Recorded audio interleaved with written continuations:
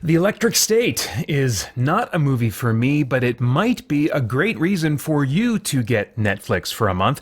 I'm Peter Franson from christiangeekcentral.com and Spirit Blade Productions. The IMDb synopsis for The Electric State reads, actually there's two and a storyline I'm going to read too.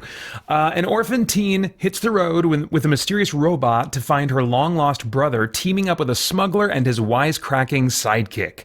Based on the graphic novel of the same name by Simon Stalenhag, the story takes place in a reimagined version of 1997. Oh, I thought it was 1994.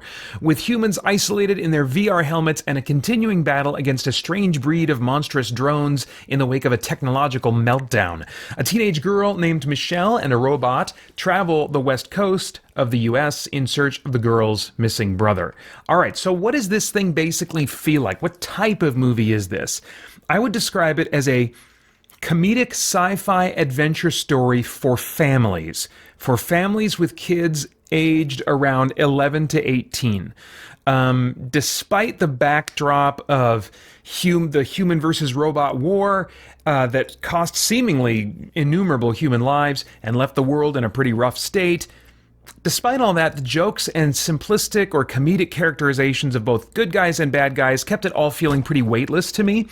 The humor also fell flat for me throughout, which, is not unusual. I seem to have a pretty narrow sense of humor, but the jokes here really just felt like noise, instead of having kind of the odd quirkiness or originality that would have helped the movie a lot for me. There is frequent action, but often it's in the form of adventure peril rather than combat. And of course, when you're dealing with robots being involved in the action, sometimes it's robots versus drones or robots versus robots. The stakes never feel that weighty. I think they're maybe meant to in some ways, ironically, because we're supposed to view robots as persons in this movie, but they never quite do, I don't think. Maybe they would for kids. There is a dramatic center. Michelle, this sister, is trying to find and rescue her brother. And one scene related to that even got me to start tearing up. It was short-lived. The movie seems to not want to make things too heavy. In short, tonally, it feels like a family movie to me, with some mild inclusion of dramatic and violent elements, perhaps for the adults or for kind of like that pre-teen or young teen audience. But it's still kept light with lots of quote-unquote comedy, so younger viewers, I would assume, don't get too disturbed or don't get too bored by, drama that is carried through dialogue that would just go over their heads. The sci-fi concept of robots also lacks sophistication for me. Specifically, the personhood of these robots. They are meant to, by the viewer, be seen as just as much persons as humans are. And there's no justifying explanation for why. What kind of breakthrough happened? Sometimes in movies that take this concept more seriously, even if they're coming from a naturalistic viewpoint, they will still suggest that like some crazy thing happened, the algorithm began compounding or whatever. They give some technobabble explanation for why machines are able to gain sentience. That is never provided here. Robots are made in this is an alternate history where Walt Disney's interest in robotics exploded, became commonplace. Everyone got excited about this. Robotics tech rapidly advanced. Robots are being assigned to work in virtually all homes and businesses everywhere until they rise up and rebel against these assignments. Again, without any kind of reference to a sudden awakening that they have because of growing complexity in their algorithms or something. If that was mentioned, it was so brief and brushed past that I missed it. Most robots have these smiley, cartoony designs, which I think makes sense given their ties to a Walt Disney origin. And I feel like using that smiley, cartoony design is part of a tactic to gain audience sympathy that actually lines up perfectly with animated Disney movies that anthropomorphize animals without any justification, but just have them talking and feeling with the same complexity as humans, and so in that way we're meant to see them as persons, but there's no explanation for how they gained these abilities, But that works okay in a cartoon world. You're just accepting, okay, this is a fantastical version of the world where we're imagining that animals have much more complex thought lives and emotional lives than we would think in the real world.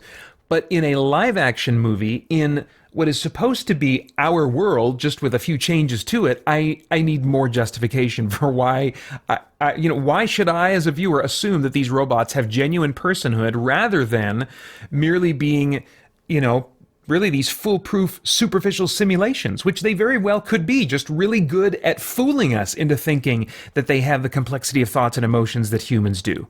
Why am I supposed to think that that's not the case and that they are actually persons? The writing and the directing, I think, asks me to accept their personhood on nothing more than an emotional appeal, that upon looking at the surface level of what they seem to be conveying emotionally and in their thoughts and stuff like that, that I'm supposed to assume that that is also representative of what is actually happening on an objective internal level. Well, okay, I can shrug and roll with that, I guess, but, when truth claims are made on merely the strength of emotional appeal in the real world, which they often are, we often get in lots of trouble when we buy in on those grounds. Most of the story is a sort of road trip adventure as Michelle is introduced to her comedic human companion played by Chris Pratt, along with a bunch of cute, quote-unquote funny robots and another human she gets to know, and she's allying with these different characters to ultimately together take on the baddies, find her brother. It's a series of scrapes stitched together in the way you might expect, not unrelated, but even so, it just kind of has that road trippy vibe, like, oh, here's this crazy situation, oh, here's this, we got to get out of this mess, They are related, they are building towards something, so it's not totally random and self-contained, but it's got that kind of structure to it as they're making their way to their goal.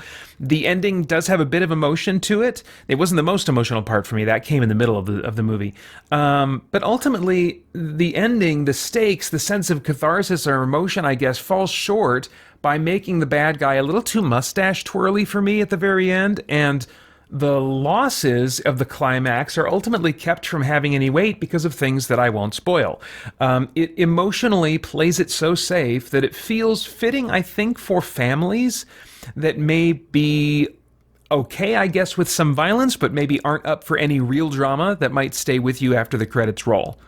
I wonder, sometimes I've wondered if the lighter stakes, the lack of emotional weight, if in some way these days, because that's a trend that's been going for a while now, if in some ways that is related to just kind of like the mental health problems that so many are increasingly seemingly struggling with in recent decades, I would say it's probably connected in large part to the internet age. And maybe, people are more up for violence and stuff than they are for like emotional weight, that people are looking for escape and nothing too heavy when they go to the theater. Maybe that's the thinking, maybe that's the strategy, but I think it's a real shame because some of the most impactful things that we can do with stories result from employing emotion, not merely making an emotional appeal, but using emotion to help us engage, relate, and then bringing some valuable, worthwhile, substantial truths that we can take away. I mean, that's the ideal in my mind of storytelling. Okay, so as far as the cast goes, well, Millie Bobby Brown, of course best known for Stranger Things, plays the sister Michelle, and I thought she's fine, but not extraordinary as a performer. I don't find her really engaging and interesting to watch.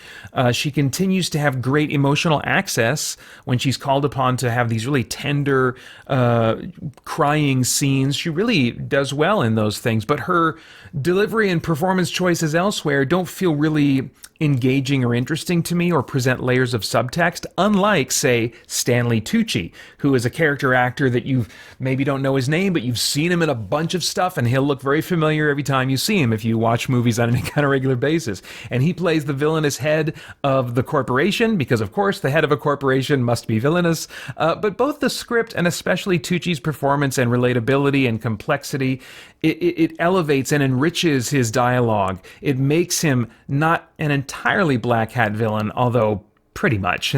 The script is not helping him out. But his performance is such a standout compared to the others that it made me wish the other actors were delivering similarly detailed performances with added subtext that just would like flesh out their characters more by implication. Chris Pratt is again playing another version of his heroic buffoon that we've seen him play in other movies. He got one chuckle out of me, but it all felt overly familiar. He does great in this role, but I've seen him in this role a number of times and I'm ready for something else.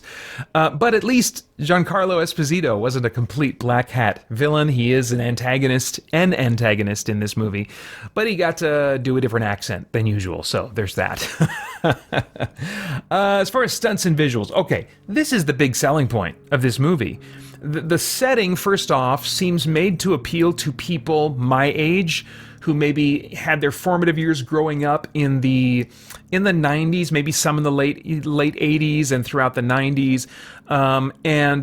So I think that kind of retro vibe of the movie and the setting is probably for my age group. And then the robots and the cuteness of them and how that's all handled, I think is probably meant to appeal to our kids. So people my age with kids in their maybe tweens or early teens, I think that's the target audience for this movie.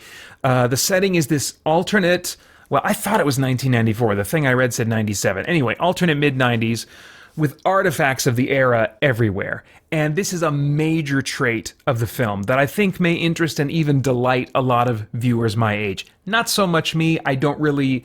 I'm not often appealed to based on nostalgia and like retro stuff. I've never really been one for that. I'm like, no, I lived through that.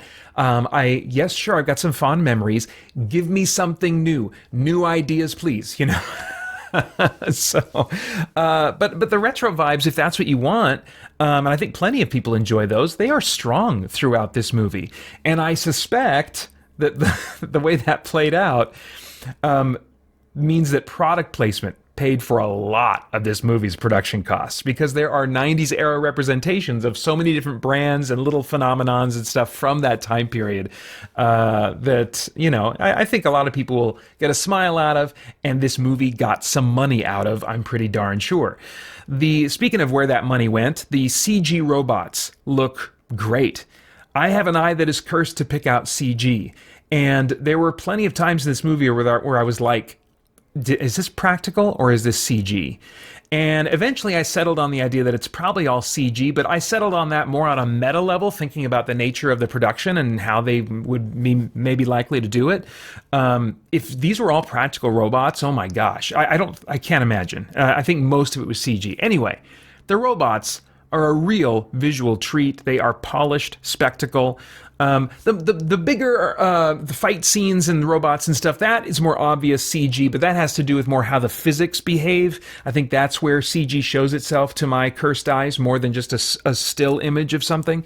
But yeah, it looks like a big summer blockbuster used to feel, where a big blockbuster is going to have a big jump up in visual effects quality from TV. And we just don't see that near as much anymore, especially with the advent of streaming services that now and then can pull off stuff that's pretty theater quality. But this is really good. And especially the quantity, while still maintaining quality of all the robots. I think sticking to robots helps them play to the strengths of CGI. CGI fools us best, I think, when it is replicating non-living objects and inorganic objects. That's ideal. But the more organic its object or thing it's creating, the more it's supposed to move and behave like a living thing. That's where the weaknesses show up. And they just avoid virtually all of that by having it be pretty much all about robots. There's a little bit of Chris Pratt who's like in a cockpit of a robot thing, and I'm like, yeah, it's a little digital stuff there, you know. But yeah, they get to hide a lot of the weaknesses of CG except for Mr. Peanut. There is kind of a main robot, and for some reason, they make his mouth, like, I guess, articulated more like an animated character's. I guess maybe the idea is that he's a robot with this foam exterior that is manipulated a little bit, but most of the robots, if they have mouths or eyes or stuff like that, they are clearly on, kind of a hinge type thing. They have a more of a clunkiness to them, and that I found a lot more convincing than when Mr. Peanut would talk in this movie. But yeah, for those who want to see polished robotic spectacle on screen, and if you're okay with it pretty much looking smiley, this movie is very generous in that regard. It's really something to look at, with convincing CG robots in so many shots. I mean, like the vast majority of this movie, there's a robot somewhere on screen. Anyway, so yeah, that was pretty impressive. I don't often talk about the music or sound. I'll just make some comments on the sound here. I think that this movie is a bit wasted on Netflix. Now, it's a Netflix original. They paid for it. So, of course, that's where it's going to premiere. But there's 3 tiers of Netflix. I've never tried the highest, the $25 tier. I've experimented with both of the lower tiers. Maybe that $25 tier has some dynamic range to its audio. But what I have noticed on the mid and low tiers, like the most popular tiers of streaming services, including Netflix, and this movie is a great example of it, they don't have dynamic range.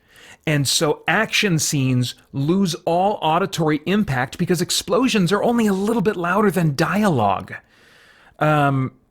This is the norm in streaming services, unfortunately. And it's fine for comedies, for dramas, for little indie movies, but it really hurts the action experience. I've got a nice, relatively for my office space, home theater surround system, and it just is not taking advantage of that at all. Really hurts the experience. Now, I assume that this will be fixed if they release it on Blu-ray, and I can just play it on a Blu-ray player, but without a theatrical release to really show off this movie in its ideal intended format, that's what I'm assuming you're giving to me. Oh, this is made by Netflix? Okay, so Netflix is going to present this to me. The delivery method becomes part of the product itself. And as a result, this product is really hurt because of that, I think. I've wanted to say that many times about other movies I've reviewed on streaming services, but it really just stuck out and seemed like an appropriate comment to make with this movie here. All right, themes. Anything of moral, philosophical, or spiritual significance in the themes of this thing that could trigger some worthwhile thought or conversation? Well, I've already touched on them talking about the personhood of robots. There's some potential for digital transference of consciousness that's being touched on just briefly here, but I don't think these are the intended themes. Instead, the main theme or moral that's intended seems to be to not disconnect relationally from others. Represented here, as in Ready Player One and the Bruce Willis sci-fi movie Surrogates. Highly recommend it. It's a classic in my mind. But it's represented here by people going into VR virtually all day while their bodies sit and grow fat. The call of this movie is to disconnect from digital experiences and invest in in-person relationships. And this is a call that I can get behind. As the movie suggests near the end, we can get so invested in digital activities that it starts to become our idea of what life and the world are. I mean, think about the amount of times we can get caught up in feeling a certain way about the state of our lives. Our day-to-day emotions can be affected by what we are seeing in various news feeds on social media and stuff like that, when the much more near to us things and relationships that we're actually able to have some more effect over, those we're not really engaging with near as much. They aren't having near as much the effect on us as the latest news in social media about political blah, blah, blah, or gaming this and that, or whatever it is. We can get preoccupied even when we're doing other things, not engaging with digital content, social media, entertainment, stuff like that. We can still that can be like the focus of our day instead of the people that are right around us that we're sharing oxygen space with. It's just a sad reality that we can really find ourselves, myself included, being preoccupied by these digital interactions and entertainment. We can have days on end where we are interacting with people more via a keyboard than we interact with people in the same room as us. And yet, the model in Scripture is for us to be invested in local relationships, especially as Christians with other local believers. Even as Paul was writing so many letters long distance, he would say again and again, "I so long to be with you." He did not see it as the ideal for him to merely communicate to them via written messages, but wanted to be with them. So even as the electric state has some ideas I disagree with, has some other things that just don't resonate with me, the message of disconnecting from screens and connecting with people in person is one that I can really get behind. All right, no idea what your tastes are in movies, but if I were a time traveler, I'd go back in time and say, Peter, skip this one unless your boys catch wind of this and they want to watch it. They will probably enjoy it more than you, and it'll be a pretty painless experience that you can sit through and share with them and talk with them about afterwards. So it can be a springboard for that kind of in-person connection that this movie, I think, does want to encourage, despite the movie not being anything that you're going to find engaging or memorable. This one's rated PG-13 for sci-fi violence / action, language, and some thematic material. And those are all of my thoughts for now on The Electric State on Netflix. As always, I'd love to get your thoughts and reactions in the comments below. Please like, share, subscribe, click that bell to stay connected. I want to thank the Spirit Blade Insiders for making this review possible. You can get info about the benefits of joining at patreon.com/Spirit Blade Productions. Then I hope you'll check out our podcast and stay connected to all CGC content at christiangeekcentral.com as we continue to geek out and seek the truth. For more chat about geek entertainment, answers to your questions, and news from the wider world of Christian geekery, get the Christian Geek Central podcast today on iTunes and other podcast services.